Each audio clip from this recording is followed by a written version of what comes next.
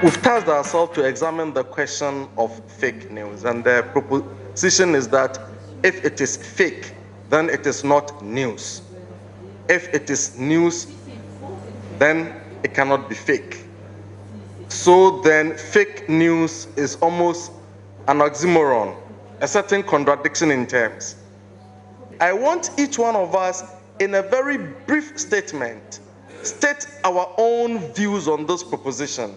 Well, news cannot be fake because it's news. And we know that the definition of news and the form and how news is supposed to look like. And fake news cannot be news because it's fake. And if it's fake, it means it's fabricated, it was manufactured somewhere for a certain purpose and not as news, even though they want it to look like news. Yeah. Thank you. Can I come to Rodney for your thoughts on this? Well, I think the premise I want to put out is the fact that the term fake news, I believe, is a creation of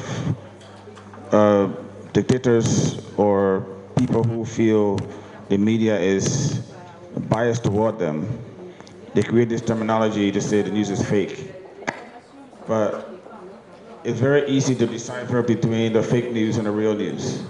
You see a lot of the time, you see the links on a story will say a very big brand like Ghana Web / but it'll be a different link sending you somewhere else that someone created in the bedroom or in the house or whatever, and they put it on Facebook as a real news.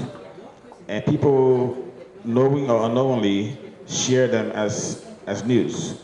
And it becomes a problem because it makes traditional media appear that we're a bunch of fakers, that we're just creating this fake, we're just all fake. So when leaders speak, they talk from Trump to African president to speak, everything they write, they say is fake news.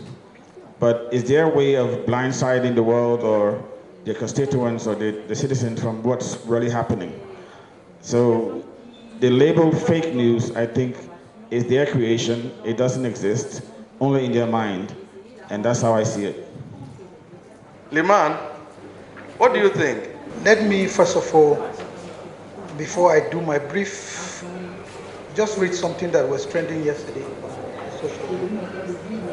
They say, please, if you are a Nigerian living in Ghana and you don't have resident permit, please go and take all your money in Ghana Bank and collect all your money in mobile money. That's because for next month, November 2019, all Nigerians who are not having resident permit cannot take their money from any bank in Ghana. Please spread this message and save our brothers from losing their hard-earned money. The frustration will be too much, and those who are doing businesses should run fast and register their businesses, else luck will run out of them.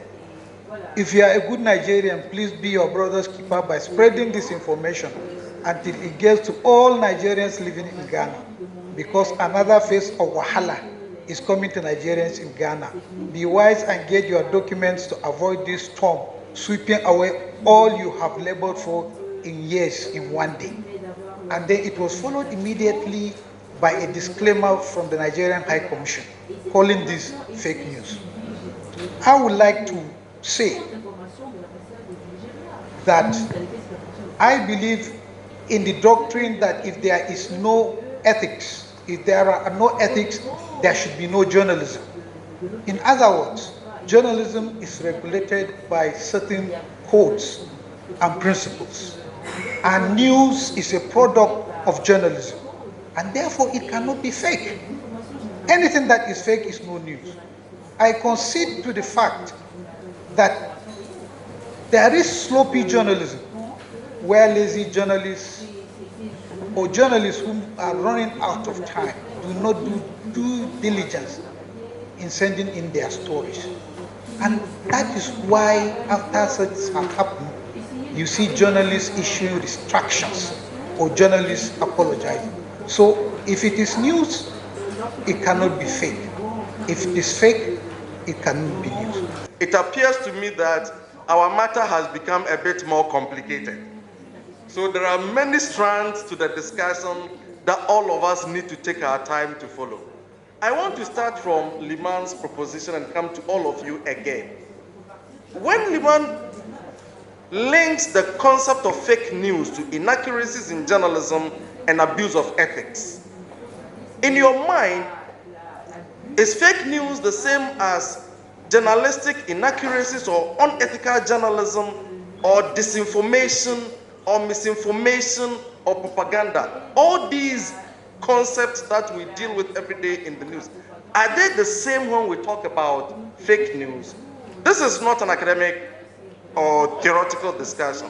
We just want to have your reflections to see, are we dealing with the same phenomenon that has acquired different labels over time, or we are dealing with something that is completely new? The reason why that is important for us is because Rodney raises the question of haters of media freedom using hate news, fake news as justification to dismiss media. If that is true, then what it means is that we are doing the wrong diagnosis of a problem that may exist, and as a result, giving it the wrong treatment. And that wrong treatment can eventually end up harming journalism itself and democracy, including undermining its credibility. Okay.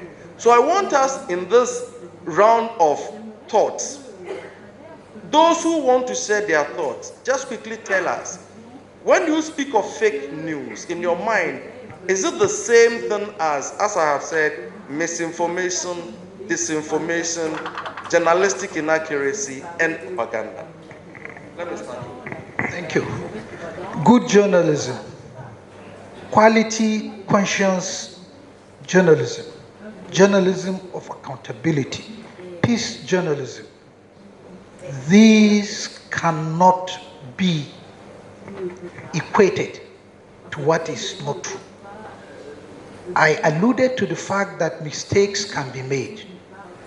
And of course, sometimes due to one factor or the other, you discover that news items that emanate from this effort by professional journalists may not meet the desired standard. That is not to say what they have produced is fake. I think fake news started this trend years ago. I think the last 3-4 years, it became more popular by Donald Trump in America and adopted by most evil African dictators. They've been creating that, they follow the Trump lead. If Trump can say it's fake news, then it's fake. So if some minister or someone is caught stealing money with his hand in a cookie jar, and the media report a serious story, that president comes out and says it's fake news. So fake news has become this term that we're just accepting as a norm. And I think it's wrong. I think we can't finish without enough time on this panel, but I think we need to address the core issue of people mislabeling traditional journalists as fake. It's not good for our profession. If Trump says it, Museveni says it, Jammeh says it, Barrow says it, everybody keeps saying it, at some point people say, maybe they're right, maybe the media is fake. And that's the thing we have to look at cautiously as we go forward. You know, the more and more people like Trump call news that they don't like or information that they don't want to hear fake, it does put some doubts in the heads of people. Someone might say, well, we are not gullible. I mean, we are discerning, we can see for ourselves if it's black, it's white, and whatnot. But sometimes we are not there. It's the media that brings us the information. So if these same people are being described as fake news, you turn your TV on, news analysis is ongoing, you don't like what is going on there, you can disagree. But if heads of states and leaders will come out and say, oh, this is fake news, then they are just casting doubts on work that can be legitimate, only that they just don't like what they are hearing. So that term fake news, for me, yes, like I said, it's sometimes used unfairly, not justified. Thank you very, very much, Sandista. Sandista introduces an element that, again, we need to put on the table as we reflect on this fake news phenomenon. Particularly the element of political manipulation that Rodney had also mentioned. Ismail, when you spoke about something looking like the news, would you want to explain to us what is it that makes something look like the news and why the rest of us can easily take something that is not news to be news and therefore gives fake news its capacity for acceptance? Okay, so every news has a form, as you said, and the New York Sun story you're talking about, it had a source, which is the New York Sun. So if you buy the newspaper, you bought it from a credible media or a media that you perceive to be credible. So there should be a source, and a lot of the fake news we see, they are on some websites, and when you see them, you believe it automatically. And we don't expect people who are not journalists, who are not trained journalists, who don't have an idea of what journalism is, who are just looking for information, to start doing cross-checking to see, is this credible media? Is this not a credible media? Should I take this news or not? But the moment they see it on a credible media, then they believe it's real news. So first is a source, and then every news comes with a headline. So most of these fake news we see, some of them come with headlines. And most of them, even on social media, on Facebook, you see people say, I don't know if they have no medium, but Facebook, they write their stories on Facebook. And many people say they are very credible. So let's just take what they have for us and maybe it's news. And you see a lot of credible media also going about picking such stories because they believe these guys are credible. So at the end of the day, the source, the headline, those are part of the forms of what news is supposed to be. And then we have the story. And in the story, everyone or most people who are familiar with how stories should be or how credible stories should be, you find quotes, you find references, and you find sources and everything in the story. And all these fake news also have the same thing. When you look in them, you find that there's a quote. You read the quote to see if is it really true. Some are paraphrases, but even that, we don't believe them the most. But when you see a quote or a quotation, you know that this is really from Donald Trump. He said this, when actually he didn't. Or maybe it's from another politician or a head of an institution or anywhere. So these forms part of the structure of news. And fake news comes in these forms. The creators of fake news are getting more creative. I think you've seen some YouTube newscasts. They appear real. They have a Westerner reading a news about Liberia, Ghana, Sierra Leone.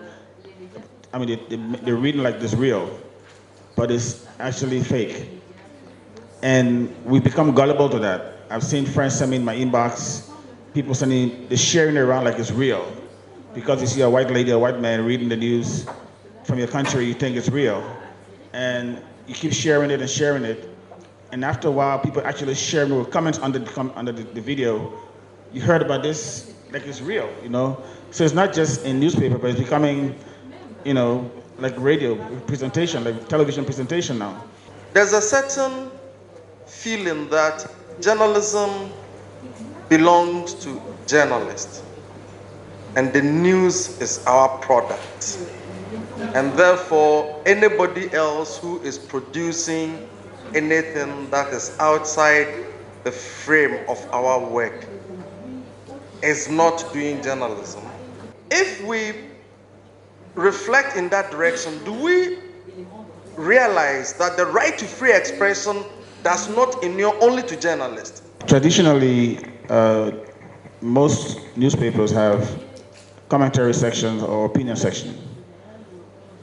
For years, those were the pages where they were the marketplace of ideas, where people were free to express their views.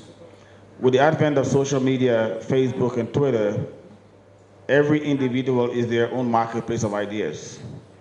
You can put your comments anywhere and people follow it and read it. So you can stop to it. But traditional journalists do the investigative work. They do the investigation, they do the interviews. That should be separated from those who do other stuff. I quite agree that journalism is too important a business to be left alone for journalists.